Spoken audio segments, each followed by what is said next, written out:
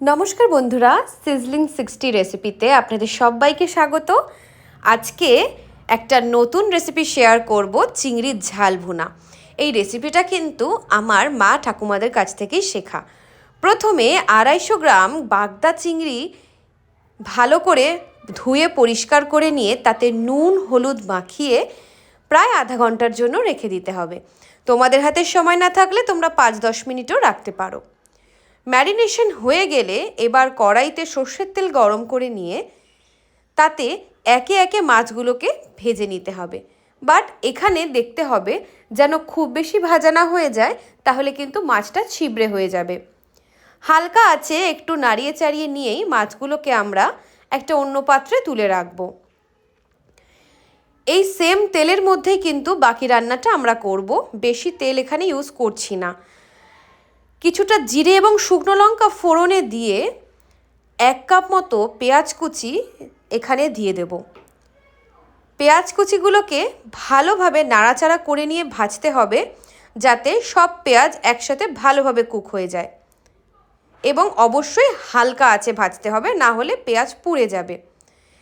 এখানে 2 টেবিল চামচ মতন আমি জিঞ্জার গার্লিক এবং রেড চিলি পেস্ট করে দিয়েছি। সামান্য জল অ্যাড করব, সব মশলাকে একসাথে কষিয়ে নেব। একে একে দিয়ে দেব হলুদ গুঁড়ো, এরপরে দেব জিরের গুঁড়ো, দিয়ে দেব ফ্যাটানো টক দই 2 চামচ মতন।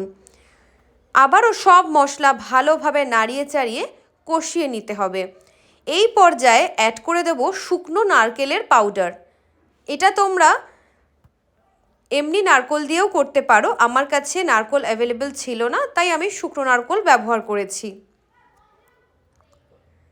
ভালোভাবে জল দিয়ে নাড়িয়ে চাড়িয়ে ফুটতে দিতে হবে। অ্যাড করব সামান্য চিনি, কারণ রান্নাটা একটু জাস্ট ব্যালেন্স করার জন্য। লাস্টে দিয়ে দেব ধনেপাতা কুচি। একে একে মাছগুলোকে অ্যাড করে দেব। ব্যাস, আর কিছু কিন্তু নেই। এবারে জাস্ট একটু ঢাকা দিয়ে ফুটতে দিয়ে নামিয়ে নিলেই হয়ে যাবে চিংড়ির ঝাল ভুনা। আজকের এই রেসিপি কেমন লাগলো তোমরা অবশ্যই আমাকে কমেন্টে জানিও। সবার কাছে অনুরোধ রইল যে আমার ভিডিও যদি ভালো লেগে থাকে প্লিজ আমার পেজটাকে লাইক অ্যান্ড শেয়ার করো এবং একটু ফলো করে দিও। আশা করি সবার ভিডিওটি ভালো লেগেছে। জাস্ট 1 থালা গরম ভাতে দুপুরে এই খাবার কিন্তু জমে যাবে। সবাই ভালো